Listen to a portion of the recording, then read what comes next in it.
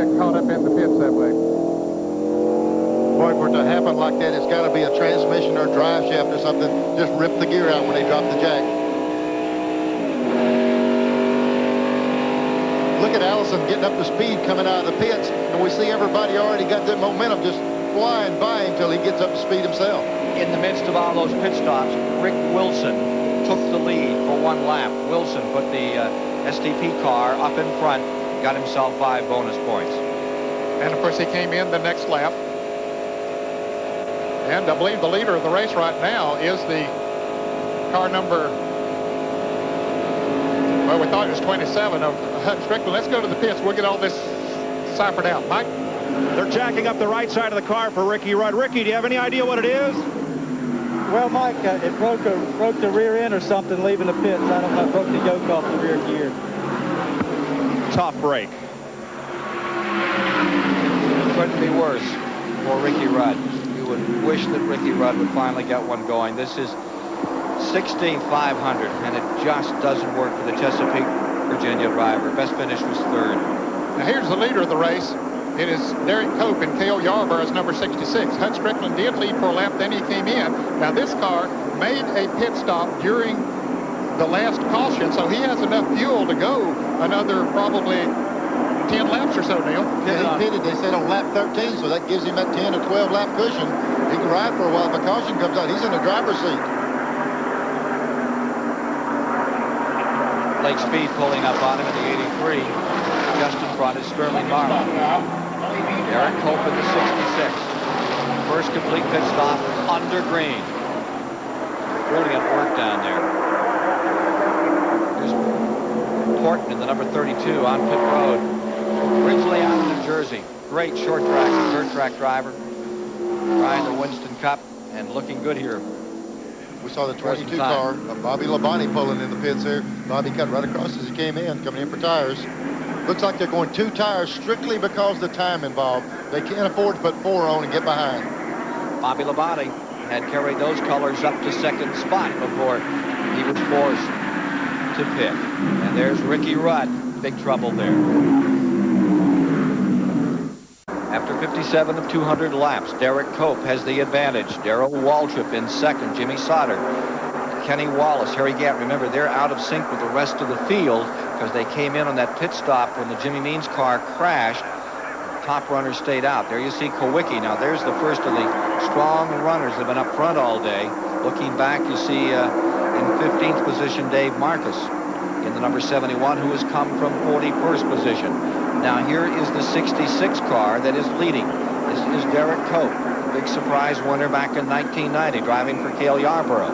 And there is a 5-second interval on the track to where Darrell Waltrip is running.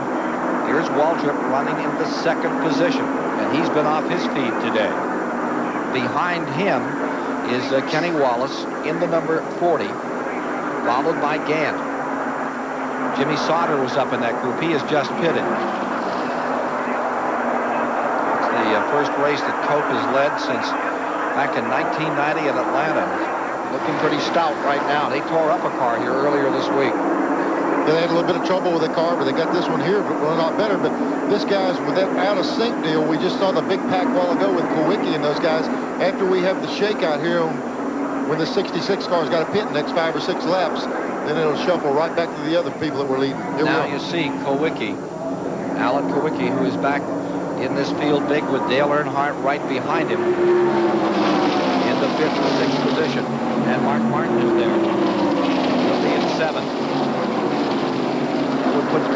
And the Ford, if he stays up there, the Ford fans are going to have something to cheer about. There's been a lot said down here in the last 10 days about Ford Chevrolet. Chevrolet sort of won everything that's been going, but the Ford drivers certainly haven't given up. And Kowicki, as I mentioned earlier, was very, very strong in practice here yesterday afternoon. So no big surprise that he's leading that pack of cars that have pitted. Here's Darrell Waltrip now making his pit stop. Waltrip drops off. That leaves Cope in front. It moves Kenny Wallace to 2nd spot. Banking is Jumbo 9, almost loses the position to Bobby Hillin. Here comes the cars back off turn number 4, while Darrell Waltrip, who did. The 89 champion tried 17 years to win this race before it finally came home. Now there you see the number 40. That's young Kenny Wallace, Rusty Wallace's kid brother. Used to be a crew member for Rusty Wallace. Out here driving a second Felix Sabetta's car, a team car, to the Kyle Petty machine. And one of those top rookie drivers for 1993 in NASCAR Winston Cup Racing. Looks like he's dropping to the inside to come in this lap. He's stretched it as long as he can. He's coming in. So Waltrip is pulled in. Now Wallace is pulled in. That leaves Cope and Gant running 1 and 2. Let's go to David Hobbs. Well, the pits down here is ready for Derek Cope, the current race leader, to come in. All three on the wall there. 2 tires ready. Windshield cleaner, fuel, oil, help for the driver. A lot of excitement down here. The Bob Johnson-led crew waiting for Derek Cope. They had a very unfortunate run in the 125-mile qualifying heat back in Thursday. Mike Joy's got something for us. Now, all of these are cars that stopped under that early caution flag. Darrell Waltrip's stop was a scheduled one. You saw them take one round to bite out of the left rear on Kenny Wallace's car there as they made the tire change and filled him up. 19 seconds and he was out, and here comes the leader, Cope, on pit road. Kenny Wallace was in third when he made that pit stop.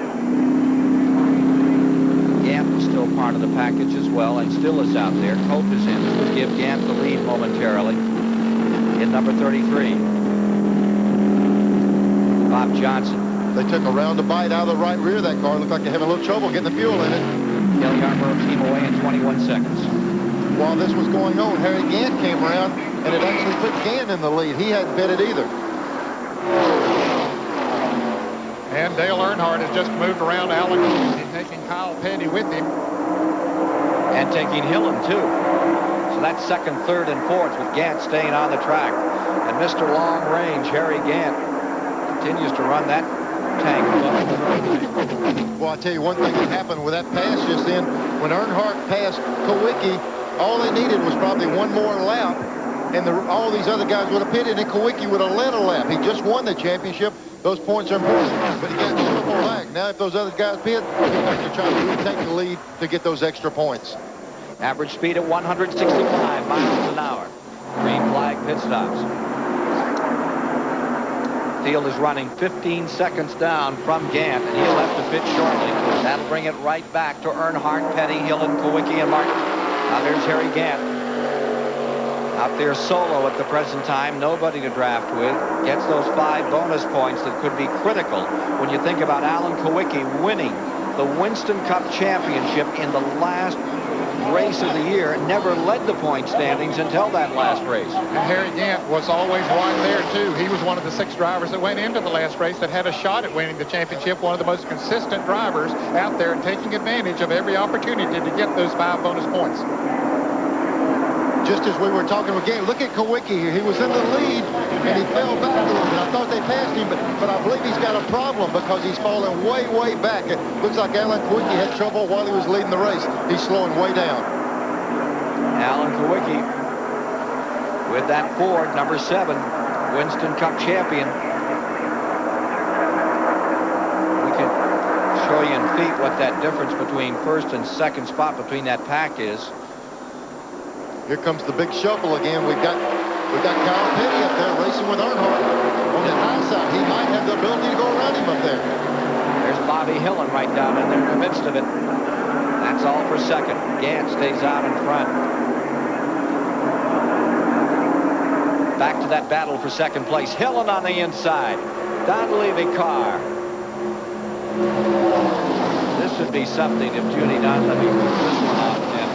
Bobby Hillen. His cars always run well here, and Bobby Hillen has had some awfully good runs in other people's cars. Watch this interval. That's 15 seconds, and that's how it translates to feet as you look down that back straightaway. About 3,000 foot back straightaway, and that's the advantage that Gant is showing to the rest of the field. Earnhardt in second, and now Gant's going to pit. And here is the lead car. As the lead car pulls on pit road, that creates a battle, not for second, but for the lead, putting Earnhardt and Petty and Hillen all in it big time. David Hobbs. Harry Gant's into the pits, and they're putting some weight into the left rear, just about a turn and a half as they gas it up, clean the windshield off. You've already said that this afternoon the windshields are taking a bit of pasting. That looks like a pretty quick stop. The last can of gas just going in.